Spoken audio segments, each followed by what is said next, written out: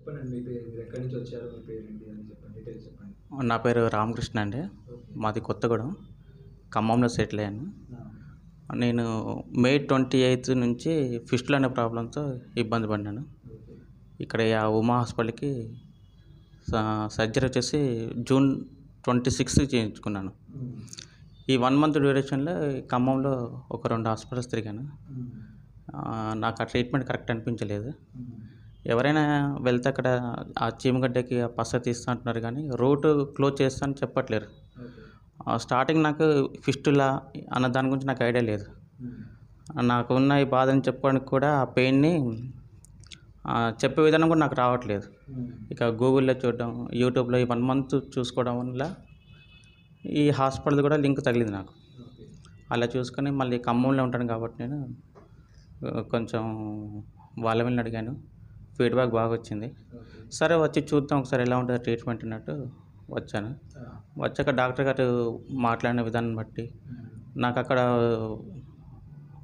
ఉన్న సెగ్గడ్డ లాగా ఉన్నదని నాకు చూపించడం జరిగింది. ఉమ్, నాకు ఒక క్లారిటీ అనిపించింది. నాకు కరెక్ట్ మాట్లాడిన 5 మినిట్స్లోనే మీ ట్రీట్మెంట్ ఇట్లా క్షారసూత్రాన్ని చేస్తాను, ఉమ్, ఇదే కరెక్ట్ ట్రీట్మెంట్ అన్నారు.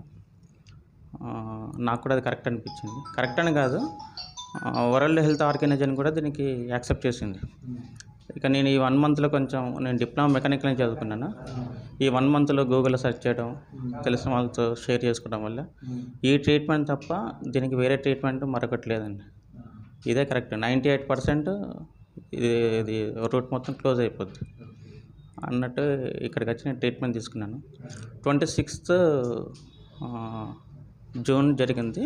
ఉమ్, 23rd జూలైలో నాకు క్షారసూత్ర క్లియర్ అయింది. ఇప్పుడు మీకు ఈ ట్రీట్మెంట్ ప్రాసెస్లో బాగా ఇబ్బంది పడటం కానీ మీ వర్క్కి ఇబ్బంది అవ్వడం కానీ జరిగిందా? లేదండి అసలు. నాకు కూడా పెయిన్ఫుల్ అనేసి నేను కూడా చాలా అనుమానంగా ఉండేవాడిని. ఉమ్, ఇట్లా మీ సైట్లో చూసినప్పుడు ఒక మనిషి, ఒక పర్సన్ ఎవరో తెలియదు నాకు, చూసాను. తను ఏం చెప్పాడంటే ఉమ్, నాకు థ్రెడ్ వేసినా కూడా ఈ కరెంట్ పని ఏమో చేస్తానన్నాడు. అదే. తను స్తంభాలు ఎక్కామని అన్నాడు. ఆ, తను చెప్పిన మాట నాకు నా ఆలోచన కొంచెం బలాన్ని ఇచ్చింది. ఉమ్, నేను కూడా తీసుకున్నాను. అసలు పెయిన్ అనేది ఉమ్, సర్జరీ చేసేటప్పుడు ఇంజెక్షన్ వేసేటప్పుడే పెయిన్ ఉంది, ఆ, తర్వాత అసలు నార్మల్ ఇక లేదు. జనరల్గా నాకు అంతకుముందు పెయిన్ ఏదైతే ఉందో అదే పెయిన్, ఆ సెకండ్ పెయిన్ ఏదైతే ఉందో అదే పెయిన్. ఓకే. పెయిన్ కిల్లర్ వేసుకుంటే అది కూడా లేదు నాకు. ఆ, అంత మరి ఇంకా థ్రెడ్ బాగా నొప్పి ఉంటుందని భయపడ్డారా ముందుగా? చాలా నొప్పి ఉంటుంది అనేసి భయపడినా. ఉమ్, నాకు అదేంటి టెఫ్లాన్, పేపర్ టెఫ్లాన్ వేసి లాగుతారు కదా, అదే అవును. అది లాగుతూ కూడా హెయిర్ అట్లా లాగినప్పుడు ఆ పెయిన్ కూడా నేను కొంచెం తట్టుకోలేను, కొంచెం ఎదుగుంటుంది. అదే అలాంటిది నేను నాకు సెన్సిటివ్ యాక్చువల్. ఏ డాక్టర్ దగ్గరికి వెళ్ళినా కానీ ఆ డాక్టర్ నీకు ఈ విధంగా ట్రీట్మెంట్ చేస్తాను చెప్పట్లేరు. సార్ దగ్గరికి వచ్చినాక మీకు క్షారసూత్రం ఉంటుంది, సర్జరీ టైంలో కూడా మీకు ఇలా చేస్తా అలా చేస్తా అని చెప్పడం వల్ల అతను మనతో చేసిన డిస్కషన్ సార్ ఆ 5 మినిట్స్ మనకి కొంచెం స్ట్రెంత్ని ఇచ్చింది మన ఆలోచనకి. అది మాత్రం చాలా బాగా నచ్చింది నాకు.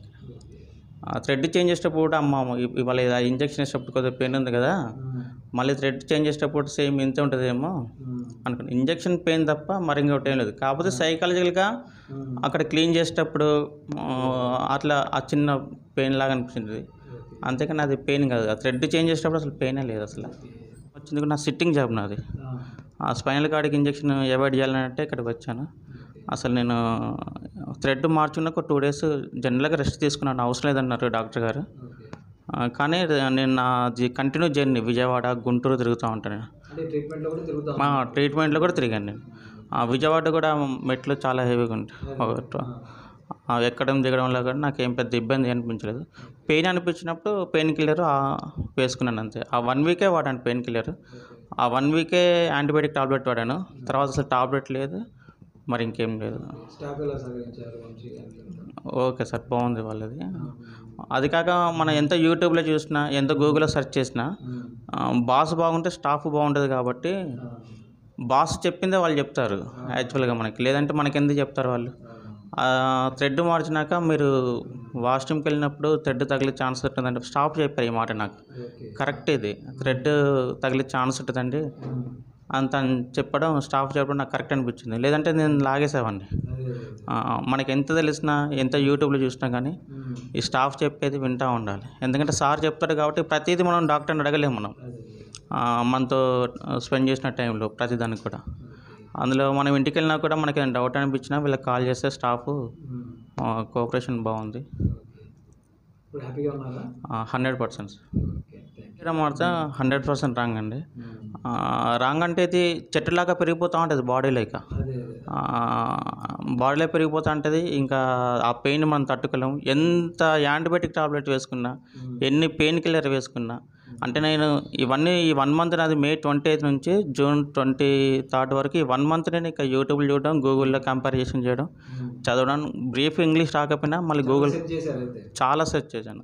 బ్రీఫ్ ఇంగ్లీష్ రాదు కాబట్టి నేను డిప్లొమా మెకానికల్ ఇంజనీరింగ్ చదువుకున్నా. గూగుల్ ట్రాన్స్లేట్ ఉంది కాబట్టి ట్రాన్స్లేట్ చేయగలుగుతాం. ఇదే కరెక్ట్. ఈ ట్రీట్మెంట్ దీనికి ఇదే కరెక్ట్. ఈ ట్రీట్మెంట్లో అసలు ఏదో చిన్నప్పుడు చదువుకున్నాం వైద్యం నారాయణ హరి అనేసి. డాక్టర్ గారు మాత్రం ఈ విషయంలో 100% హరిలాగానే కనిపించారు నాకు. Okay, thank you sir. Thank you.